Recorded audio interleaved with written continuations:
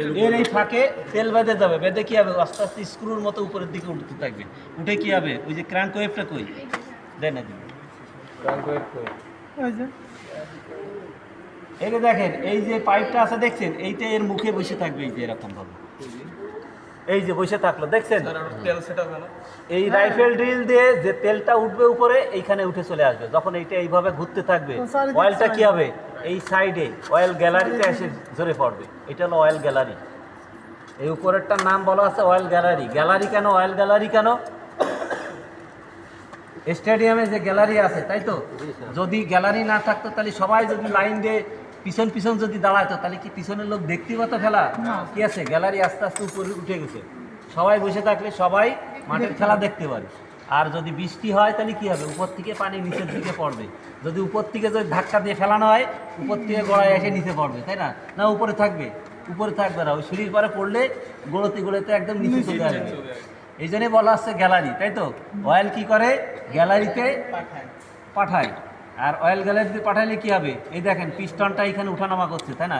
এখানে তেল পাবে, এই মেইন বিয়ারিংয়ে কি হবে তেল পাবে। তারপরে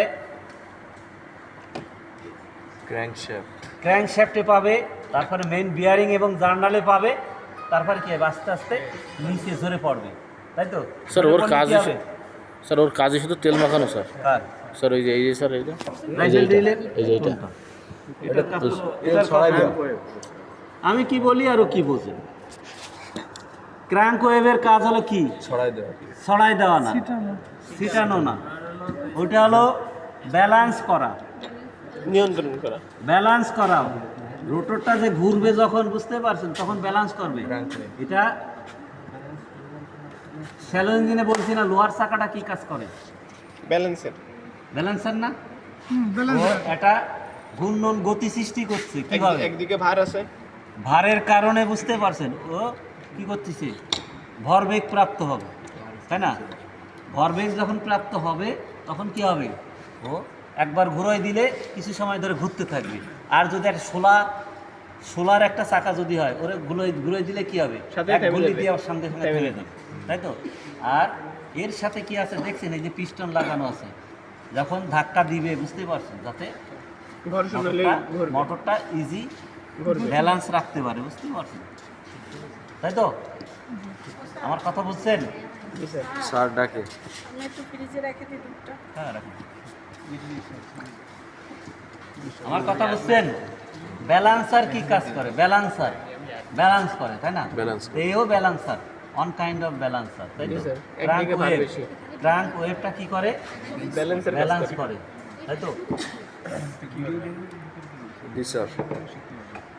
মোবিলটা যে ছিটাবে না তাহলে ওই মোবিল ছিটাচ্ছে ওইটা যেন ব্যালেন্স আকারে চারিদিকে পড়বে। এই রোটরটাকে ব্যালেন্স করে। ওটা তো আবার ক্রামও করতেছে ব্যালেন্স একই এই তো দুটো যাতে এই দেখেন উপর নিচেও আছে, উপর নিচে এই যে এটা ভারী আর এই পাশটা যদি ইনা থাকে তাহলে কি হবে একদিকে কাজ হয়ে যাবে, ইনার আউটার দুইটাই ব্যালেন্স করতেছে। এটা ব্যালেন্স করতেছে। আর তেলটা অটোমেটিক দেখেন এই যদি এইটা কিন্তু এক জায়গায় দাঁড়ায় ঘুরবে না, এক জায়গায় এইভাবে ঘুরবে না, কি হবে ঘুরে ঘুরে এরকম ঘুরবে। ঘুরলে কি হবে তেলটা চারি সাইডে এই থাকে। আর আপনি মনে করছেন যে তেল উঠে আসে এইটা ফুস করে পড়ে যাবে, তা কিন্তু না, এ এমন জোরে ছিটবে বুঝতে পারছেন। সব জায়গায় আমি চালাচ্ছি দেখেন লাগাই আমরা চালাবো, চারিদিকে ছিটায় যাবে, আপনি দাঁড়াইতে পারবেন না পাশে, তাই তো। চারিদিকে অয়েল ছিটকে যাবে। আর তখন ওই উপরে যে কেজিংয়ের মাথা আছে ওর কি হবে ওর বাইরে নিচে চলে যাবে। আমার কথা বুঝছেন? ডিপার না এইখানে ডিপার, এইখানে ডিপার। আর এটা হচ্ছে ওই যে ওয়েব ব্যালেন্সার। হাত দিও না, ঠিক আছে। জি স্যার।